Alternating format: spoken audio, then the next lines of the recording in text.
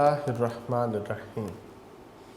عزیز طلباء و طالبات، السلام علیکم۔ آن لائن لیکچر سے میں ہوں محمد احسان الحق۔ عزیز طلباء، آج کا ہمارا جو لیکچر ہے وہ حصہ نظم پہ اکبر الہ آبادی کی نظم خدا سرسبز رکھے اس چمن کو مہرباں ہو کر، یہ آپ کی دعائیہ نظم ہے۔ آج ہم اس کا لیکچر نمبر 2 کریں گے۔ پہلے لیکچر میں ہم نے پہلے 2 شعر پڑھے تھے۔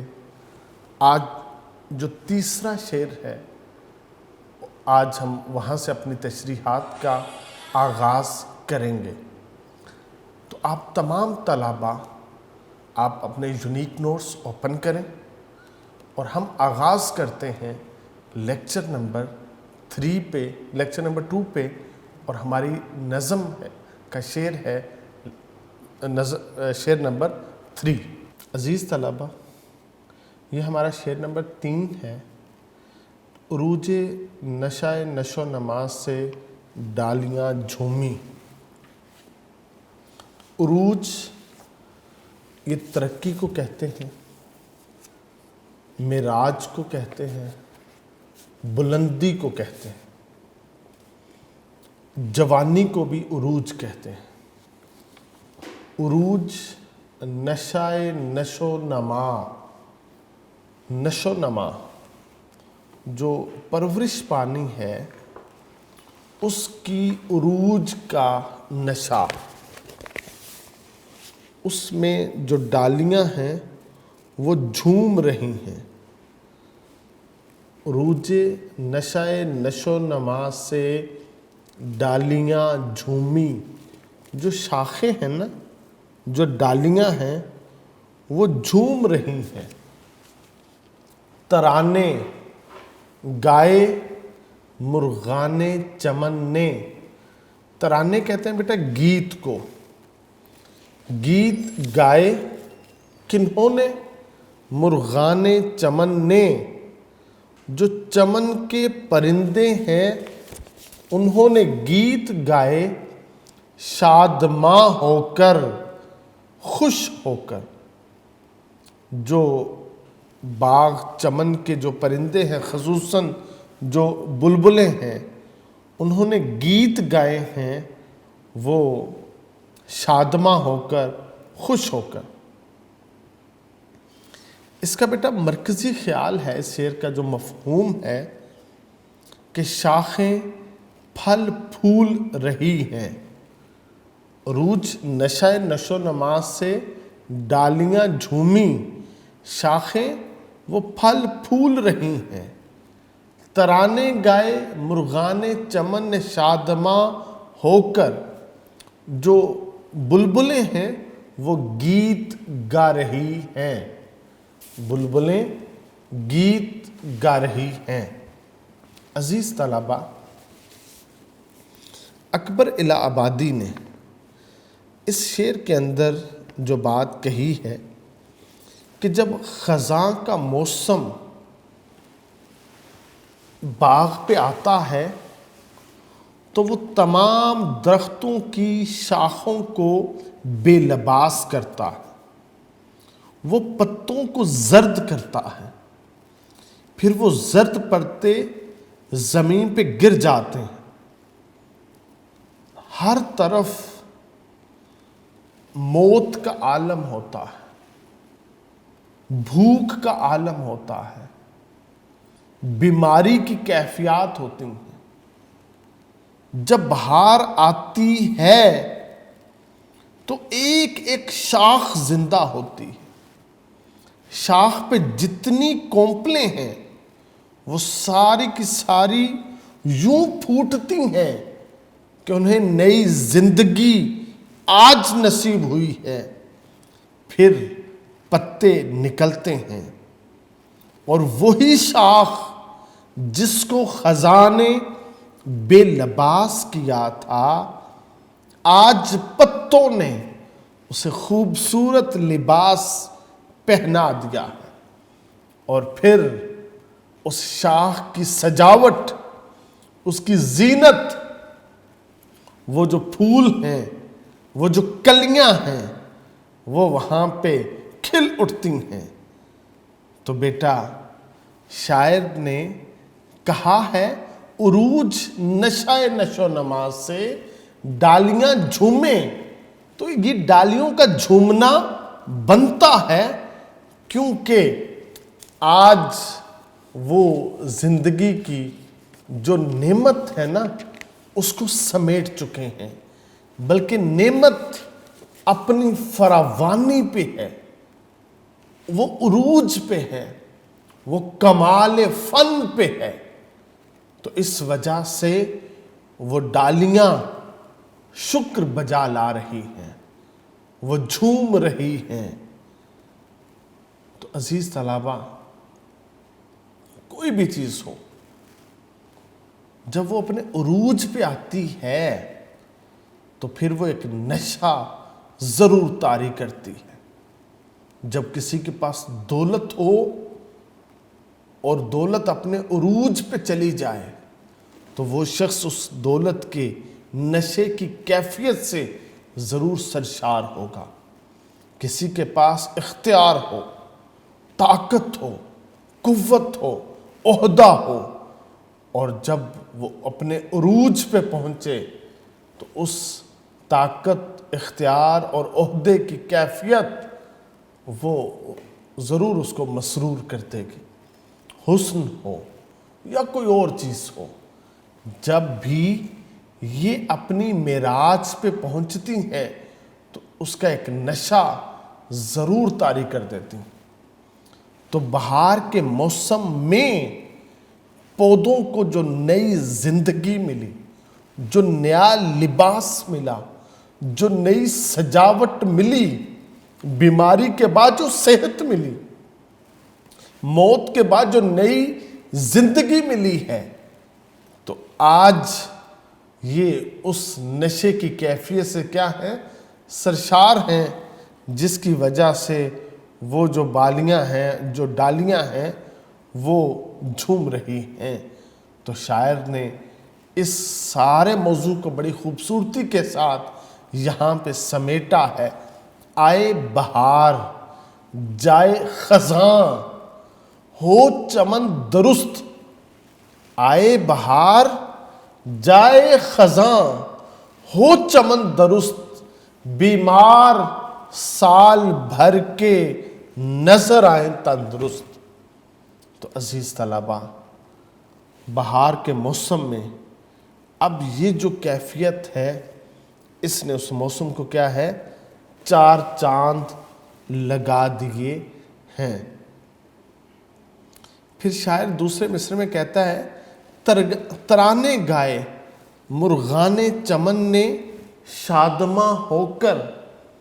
اب وہ وہاں پہ گیت گائے جا رہے ہیں، وہاں پہ نغمے گائے جا رہے ہیں، وہاں پہ طرح طرح کے جو گانے ہیں نا یہ گائے جا رہے ہیں، کیونکہ جو بلبل ہے وہ باغ میں موجود ہے، وہ اپنے محبوب کا دیدار کر رہا ہے، اسے وصال صنم کی کیفیات میسر ہیں۔ پھر وہ محبوب کے پھول کے حسن و جمال میں کھو کے وہ گیت گاتا ہے، وہ زمزمے گاتا ہے، وہ جو بھی اس کا جی چاہتا ہے، پھر وہاں پہ اس کی یہ صدا سنائی دیتی ہے۔ گویا جب بہار آتی ہے تو پھر کیا ہوتا ہے؟ باغ میں پھول کھلتے ہیں، درختوں پہ، شاخوں پہ پتے نکل آتے ہیں، پھل اور پھول لگ جاتا ہے، اور دوسری جانب انہی شاخوں، انہی پھلوں، انہی پھولوں کے عشاق پرندے بھی آ جاتے ہیں، وہ دیکھ کے خوش ہو جاتے ہیں، پھر اپنی خوشی کے وہ گیت الاپتے ہیں، کہتے ہیں پھر چراغ لالا سے، لالا ایک پھول کا نام ہے، پھر چراغ लाला से रोशन हुए कोहो दमन, मुझको फिर नगमों पे उकसाने लगा मुर्गे चमन। फिर इंसान की कैफियत ये हो जाती है कि ये जो मौसम है, ये जो मंजर है, एक खूबसूरत असर उसके ऊपर क्या है, मुरतब कर देते हैं। बेटा मुख्तसर ये कि मौसम बहार में शाखों से शबाब उबल रहा है, उनसे जो कौंपलें हैं वो निकल रही हैं, उनसे शगुफ़े नमूदार हो रहे हैं। परिंदों ने अपने नग़मों से चमन को मामूर किया है। सबा फूलों को छेड़ छेड़ कर गुजर रही है, फूलों की जवानी ज़ोरों पर है। रंगा रंग फूलों ने पूरे बाग को हसीन लिबास पहना दिया है। तो फिर क्यों ना यही कहा जाए, लाला गुल पे जो है कतराए शबनम की बहार, लाला गुल पे जो है कतराए शबनम की बहार, रुखे रंगीन पे जो आए तो हया हो जाए। अजीज़ तलबा, ठंडी ठंडी हवाएं आती थीं, ठंडी ठंडी हवाएं आती थीं, तायरों की सदाएं आती थीं।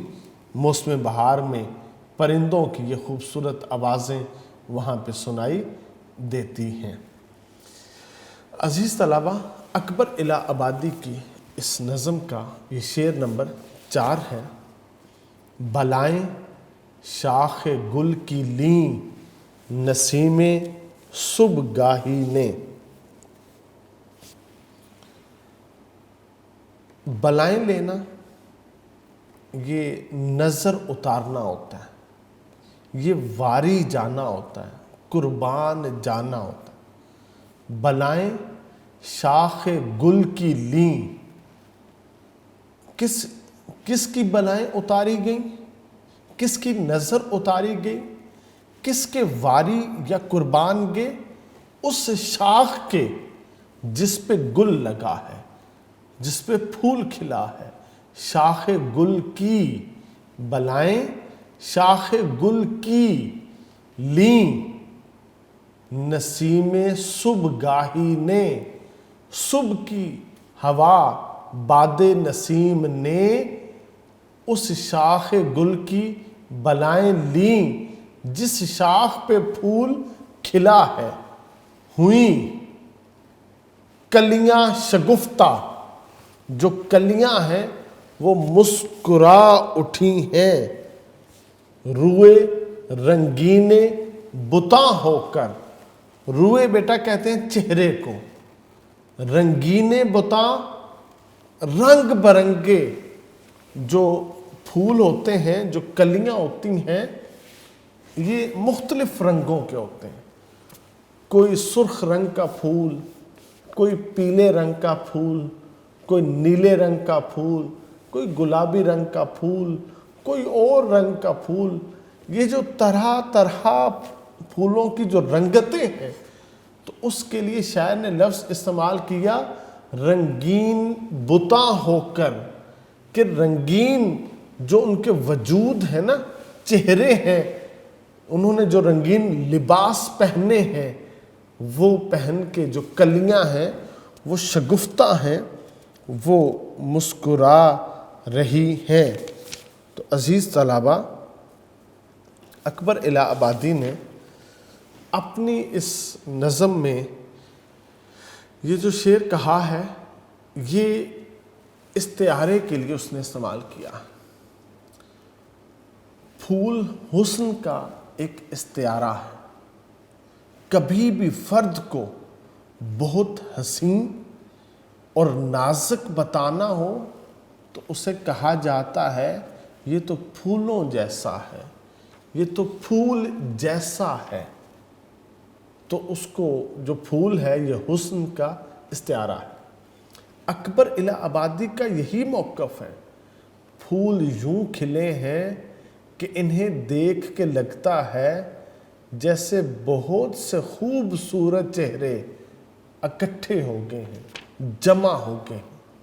پھول ہے صحرا میں یا پریاں قطار اندر قطار، اودے اودے نیلے نیلے پیلے پیلے پیرہن کہ انہوں نے یہ مختلف رنگوں کے لباس پہن رکھے ہیں۔ اکبر الہ آبادی باغ میں موجود پھول بھری شاخوں کی خوبصورت اور حسین چہروں کے ساتھ کیا ہیں، ان کی تعریفات کر رہے ہیں۔ عزیز طلبہ، یہاں پہ جو شاعر ہے وہ ہمیں کہنا یہ چاہتا ہے کہ جو صبح کا ہوا ہوتا ہے نا، اس میں باد نسیم جب چلتی ہے، یہ باد نسیم کیا کرتی ہے، یہ پھول کے قریب آتی ہے اور پھول اتنا خوبصورت کھلا ہوتا ہے، اتنا بھلا لگتا ہے، اتنا پیارا لگتا ہے۔ تو باد نسیم ماں کا کردار ادا کرتی ہے، یہ اس پھول کی بلائیں لیتی ہے، اس کی نظر اتارتی ہے، اس کے واری جاتی، اس کے قربان جاتی۔ کیوں؟ وہ چاہتی ہے یہ پھول نظر بد سے محفوظ رہے، وہ چاہتی ہے یہ پھول جو ہے یہ ایسے ہی کھلا رہے، کیونکہ یہ جو پھول ہے یہ علامت ہے بہار کی۔ جب تک پھول سلامت ہے تب تک باغ میں بہار سلامت ہے۔ انسان چاہتا ہے کہ جہاں پہ وہ رہے اس کا ماحول اچھا ہو، وہ چاہتا ہے کہ اگر وہاں پہ بہار کا موسم ہے تو یہ برقرار رہے، کہیں میری وجہ سے خزاں میں نہ بدل جائے۔ تو باد نسیم چاہتی ہے کہ کہیں یہ موسم بدل نہ جائے، کہیں بہار روٹھ نہ جائے، کہیں بہار ختم نہ ہو جائے۔ اس لیے وہ کیا کرتی ہے، وہ اس پھول کی نظر اتارتی ہے کہ یہ نظر بد سے کیا ہے، محفوظ رہے۔ جب پھول کو زندگی نصیب ہو جائے گی، یہ نظر بد سے بچا ہوا رہے گا، تو پھر کیا ہوگا، حسین پھول، حسین پتیاں، حسین شاخیں، حسین پھول، حسین پتیاں، حسین شاخیں لچک رہی ہیں کسی جسم نازنی کی طرح۔ تو یہ بہت خوبصورت سا منظر ہے جس کے لیے شاعر چاہتا ہے یہ ہمیشہ ایسے ہی کھلا رہے۔ تو عزیز طلبہ، اکبر الہ آبادی جب پھولوں سے بھری ہوئی شاخیں خوبصورت چہروں کی صورت میں دیکھتے ہیں تو بے ساختہ انہیں یہ احساس ہوتا ہے کہ ان کو نظر نہ لگے۔ کتنی گریز پاں ہیں مسرت کی ساعتیں، کتنی گریز پاں ہیں مسرت کی ساعتیں، اے دوست ان کے پاؤں میں زنجیر ڈال دے، تاکہ یہ جو لمحے ہیں نا یہ ختم نہ ہوں۔ تم کیا کرو، ان کے پاؤں میں زنجیر ڈال دو۔ تو اس بات کا تو بیٹا اندیشہ ہے کہ جو خوشی میسر ہے ہمیشہ نہیں رہے گی، جو نعمت میسر ہے ہمیشہ نہیں رہے گی، ایک نہ ایک دن اس پہ تغیر ضرور آئے گا، اس کو لوگوں کی نظر ضرور کھا جائے گی۔ ہم نے اپنی حفاظتی تدابیر ضرور استعمال کرنی ہے۔ ہواؤں نے بھی حفاظتی تدابیر استعمال کی ہیں، انہوں نے پھولوں کی بلائیں لی ہیں تاکہ یہ پھول مسکراتے رہیں، کھلے رہیں، اور ان کی وجہ سے جو باغ میں بہار ہے وہ بھی دیر تک قائم رہے۔ تو عزیز طلبہ، ابھی ہم چلتے ہیں اپنے شعر نمبر 5 کی طرف۔ اکبر الہ آبادی اس 5ویں شعر میں کہتے ہیں کیا پھولوں نے شبنم سے وضو، پھولوں نے وضو کیا۔ اب پھولوں نے کس سے وضو کیا؟ شبنم سے۔ جو اوس پڑتی ہے، جو یہ شبنم کے قطرے پڑتے ہیں، تو اس سے کیا ہوتے ہیں؟ یہ سارے کے سارے پھول وضو کر لیتے ہیں۔ صحن گلستان میں، باغ کے صحن میں، گلستان باغ کو کہتے ہیں، ان پھولوں نے کیوں وضو کیا؟ تمام کی تمام نباتات شبنم سے وضو کر کے تیار ہے کہ ہم کیا کریں گے؟ اب اپنے خدا کی عبادت، ہم وہ رسومات ادا کریں گے جو ہمارے خدا نے ہم کو سکھائی ہیں۔ اب تمام پھول وضو کر کے اپنی عبادت کی تیاری کر رہے ہیں۔ وہیں پہ کیا ہوتا ہے؟ صدائے نغمہ، بلبل اٹھی۔ جو بلبل ہے اس کی صدا، اس کا نغمہ وہ گونجا، بانگے اذاں ہو کر، اذان بن کر بلبل نے اذان دے دی۔ باغ میں بلبل نے کیا کیا؟ اس نے اذان دے دی۔ پھولوں نے شبنم سے وضو کر لیا۔ گویا اب سب تیار ہیں کہ ہم اکٹھے ہو کے، ہم اتحاد کی تصویر میں پرو کے، مل کے، اجتماعیت میں اپنے رب کی عبادت کریں۔ بیٹا یہ بڑا خوبصورت موضوع ہے جس کو شاعر نے یہاں پہ باندھا ہے۔ صوفیہ کہتے ہیں یہ جو صبح کا منظر ہوتا ہے نا، یہ نور ویلا ہوتا ہے۔ اس نور کے ویلے میں کیا ہوتا ہے؟ پوری کائنات مل کے اپنے رب کی حمد و ثنا، اس کی پاکی بیان کرتے ہیں۔ خدا کی ہر مخلوق، خدا نے اس کو جو اپنی عبادت کے رسوم سکھائے ہیں، وہ ان کو ادا کر کے اپنے رب کی کیا کرتے ہیں؟ عبادت کرتے ہیں۔ یہ ساری چیزیں تسبیحات و تحلیلات بیان کرتے ہیں، خدا کی حمد و ثنا بیان کرتی ہیں۔ پھول جب کھلتا ہے، اس کی خوشبو، اس کی رنگت خدا کی پاکی، اس کی حمد و ثنا بیان کرتے ہیں۔ یہ جو پرندے ہیں، یہ جو چہچہاتے ہیں، یہ خدا کی حمد و ثنا، اس کی پاکی کو کیا کرتے ہیں؟ یہ اس کو بیان کرتے ہیں۔ گویا اس صبح کے منظر میں ایک عالم مستی کا ہے۔ پوری کائنات سجدہ کر رہی ہے، پوری کائنات ذکر الہی میں مشغول ہے، پوری کائنات کیا کرتی ہے؟ اپنے رب کی حمد و ثنا وہ بیان کرتی ہے۔ وَإِنَّ مِن شَيْءٍ إِلَّا يُسَبِّحُ بِحَمْدِهِ، اور کائنات کی ہر شے اللہ کی تسبیح بیان کرتی ہے۔ یہ حکم خدا ہے۔ صبح کے وقت کو جنت کے اوقات میں سے کہا گیا ہے۔ اللہ تعالیٰ قرآن مجید میں دن اور رات کے تبدیل ہونے کو اپنی نشانیوں میں سے ایک نشانی قرار دیتے ہیں۔ ہم ایسے اہل نظر کو ثبوت حق کے لیے، ہم ایسے اہل نظر کو ثبوت حق کے لیے، اگر رسول نہ آتے تو صبح کافی تھی۔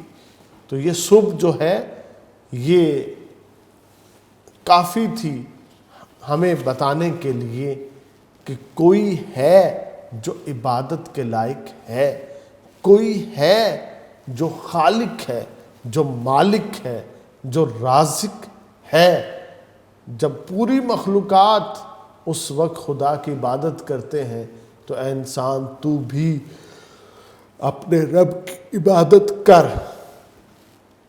تو بیٹا دنیا میں جتنے بھی مذاہب ہیں نا، اسلام ہے، یہودیت ہے، عیسائیت ہے۔